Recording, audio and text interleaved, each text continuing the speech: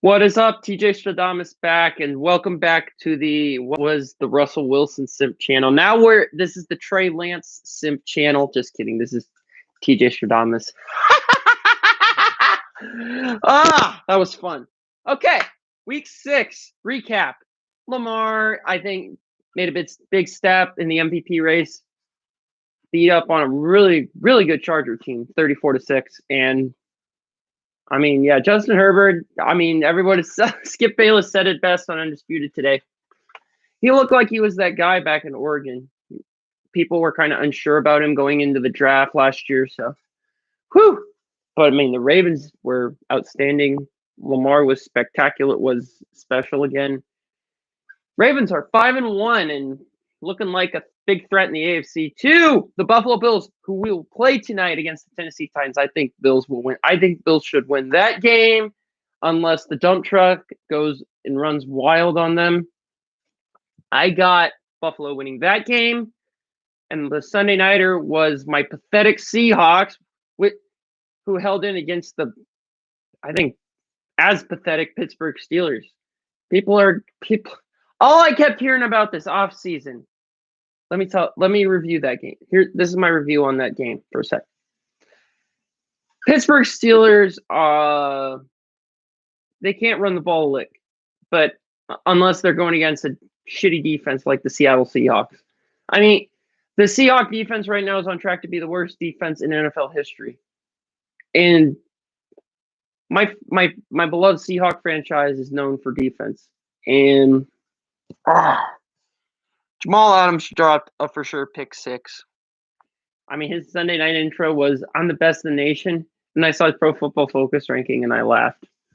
Dude, I mean, I'm thinking, Hillary hits him in the helmet. I mean, Big Ben dude, he looked washed up. I said he would throw 50 passes. I was 10 short. He threw 40 passes. I'm like, dude, he will go backyard Ben. And dude, they can't push the ball down the field. How impressed was I with the Steelers on a scale of 1 to 10? Not that impressed. I think the Steelers are overhyped and overrated. Like, dude, all I kept hearing about this whole offseason from various media outlets, oh, Big Ben, or the inner brass of the Steelers and Big Ben's inner brass. All I kept hearing about was, oh, Big Ben's in the best shape of his life. Oh, really? I didn't notice. I noticed my defense was actually came to play, and I was shocked. But still, you really think we're going to depend on Geno Smith? Geno Smith hasn't started a game until yesterday in 4 years. Like, why would I depend on that? And Shannon Sharp said, Geno's going to Geno. I'm like, thank you. It's like, thank you for validating my point. It's like, dude, we don't have Russell Wilson. This is like the Kansas City Chiefs. What does my team do best outside the quarterback? Show me. Yeah, crickets. You can't say. And don't even use the receiving corps as an excuse. It's like we got DK Metcalf, Tyler Lockett, we got some other cogs. Gerald Everett we picked up from the Rams.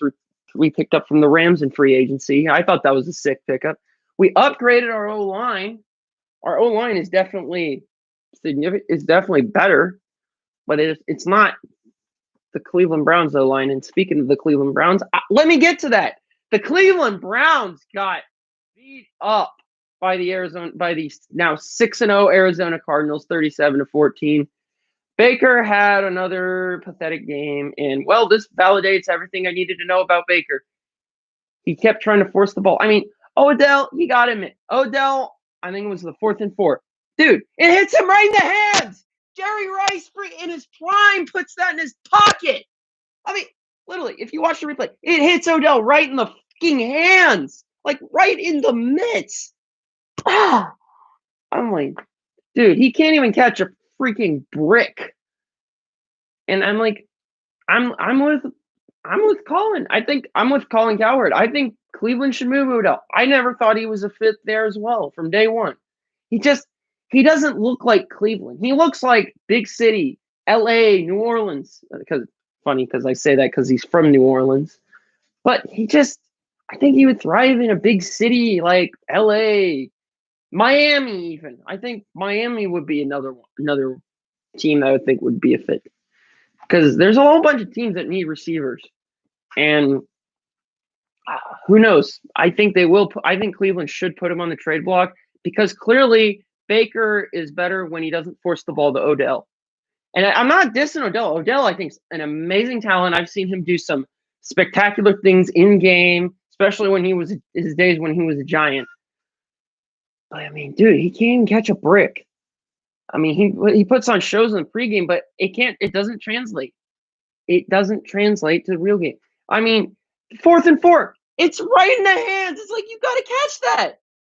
And yeah, that was pretty much the game in a nutshell for the Cleveland Browns. And then Baker had 3 turnovers. Yeah, him and Mahomes, man, the turnover loves them. I think Mahomes, they're probably top in the league in turnovers, both of them combined. So, but yeah, Arizona improves to 6-0, and it looks like they're front run. They look like they're the team to beat right now in the NFC, and it's not them and Dallas. I think it's them and Dallas. I think Dallas made a big statement beating the Patriots, even though the Patriots can't even win at home now. Like they're 0-3 at home. Oh, by the way, Tom Brady got to 20 wins way before Belichick even got to 10. Just proves my point that I think this was my hot take to my mom, and she flipped out when I said this. I think Bill Belichick is a little overrated as a coach. And as a defensive coordinator, okay, he's one of the best of all time. I will give him that. One of the best defensive minds of all time. But as a coach, even though as a coach, I will give him some credit for the first part of the Patriot dynasty. Because, I mean, Brady was a young quarterback. He really he was more of a game manager, quote unquote. But isn't that a quarterback's job to be a game manager? So that's kind of the fun question. But anyway, yeah, New England, not New England, Dallas made a big statement, I thought, yesterday. And then that Trayvon Diggs, though. Oh, baby. That's another Jerry Jones diamond in the rough. He found him in the second round. That was a steal. Him and Winfield are looking like steals right now. Because I mean, Antoine Winfield, I watched him a lot last year. And he didn't come into his own until later in the season last year. He was now in his second year out of Minnesota. But that Trayvon Diggs is a special talent, and of course Dak was Dak. He had another amazing game, and it looks like right now he's the comeback player of the year front runner. It would not even shock me if he wins the MVP, because my MVP ladder, I got Brady. This is not in any particular order. Brady's probably the top right now. Lamar Jackson, and and that third guy, don't sleep on him, and oncoming Kyler Murray. And I will remind you, Kyler Murray still has to go play Seattle and still has to play the Rams in his house. So, yeah, it looks like Arizona, I think, is going to be the team to beat in the NFC this year. Their defense is legit. They got some ballers. So it's going to be an interesting rest of the season, though. Really looking forward to Monday night tonight. Bills Titans. See you there.